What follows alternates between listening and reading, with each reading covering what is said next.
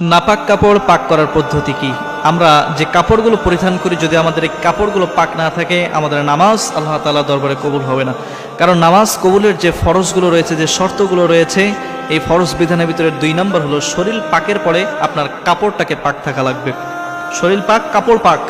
আর যদি আপনার কাপড়ই পাক না থাকে, আপনি এই যদি নামাজ পড়েন, আপনার নামাজ আল্লাহ তাআলা দরবারে কবুল হবে না।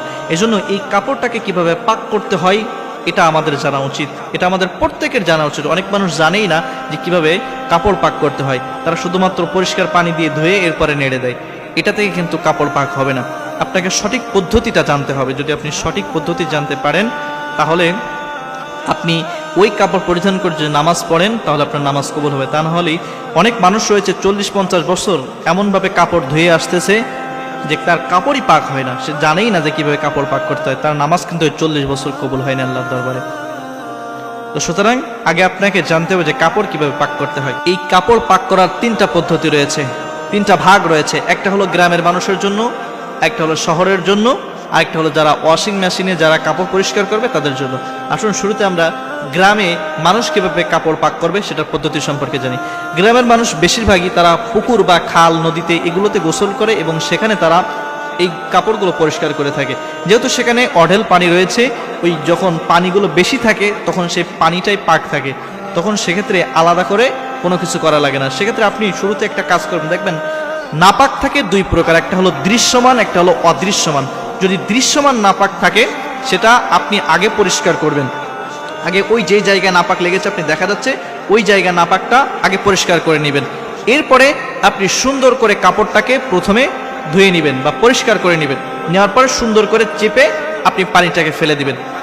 এরপরে দ্বিতীয় স্টেপে আপনি 3 বার ওই কাপড়টাকে ওই পুকুরের ভিতরে আপনি চুবিয়ে এরপরে আবার একবার পানি চেপে ফেলবেন, আবার চুবিয়ে আবার পানি চেপে ফেলবেন, আবার চুবিয়ে, এবার সর্বশেষ 3য়বার আপনি একেবারে সুন্দর করে আপনি সমস্ত পানিগুলো নিংড়িয়ে এরপরে আপনি শুকাতে দেবেন।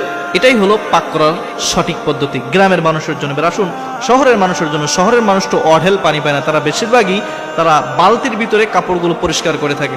সেক্ষেত্রে গ্রামের যে পদ্ধতি এটা কিন্তু শহরের পদ্ধতির সাথে কাজ হবে না। কারণ আপনি যখন এক বালতি পানির ভিতরে যখন একটা কাপড় দিবেন, পুরা পানিটাই কিন্তু তখন অপবিত্র হয়ে যাবে, নোংরা হয়ে যাবে। তখন কিন্তু ওই পানিতে আপনি 3 বার যদি গ্রামের পদ্ধতি অনুসরণ করেন তাহলে কিন্তু হবে না। শুরুতে আপনাকে যদি দৃশ্যমান নাপাক থাকে সেটাকে আপনি পরিষ্কার করবেন আলাদাভাবে। এরপরে আপনি সুন্দর করে ওই 1 বালতি বা ওই পানির ভিতরে প্রথমে আপনি কাপড়টাকে সুন্দরভাবে ধুয়ে নিংড়াই নেবেন। এরপরে পানিটাকে ফেলে দেবেন, দিয়ে 2য়বার আবার আপনি বালতির ভিতরে পানি দিবেন, দিয়ে আবার সুন্দর করে একবার ভিজিয়ে নিংড়াই নেবেন। ওই পানি ফেলে দিবেন, 2য়বার আবার পানি দিয়ে আবার নিংড়াই নেবেন, 3য়বার আবার পানি দিবেন। পানি দিয়ে এরপরে সুন্দর করে ধুয়ে এরপরে চিপে নিংড়ে এরপরে ধুয়ে ফেলবেন। দেখবেন গ্রামে কিন্তু পানি পাল্টানো লাগে না, কিন্তু কারণ সেখানে অনেক পানি রয়েছে, পুকুরের পানি, সেটা তো পাক। কিন্তু আপনি যখন একবার ওই বালতির পানির ভিতরে কাপড়টা দিবেন, কাপড় কিন্তু ওই পানি কিন্তু নোংরা হয়ে যাবে। সুতরাং ওই পানি কিন্তু ফেলে দিয়ে আপনাকে করতে হবে।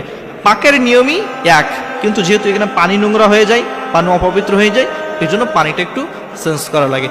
আর যেটা ওয়াশিং মেশিনে আমি যতদূর জানি বা যে সিস্টেমগুলোতে ওয়াশিং মেশিনে কাপড় পরিষ্কার করা হয়, এক পাশ থেকে পরিষ্কার পানি দেয়, আরেক পাশ থেকে ওই পানিটা বের হয়ে যায়।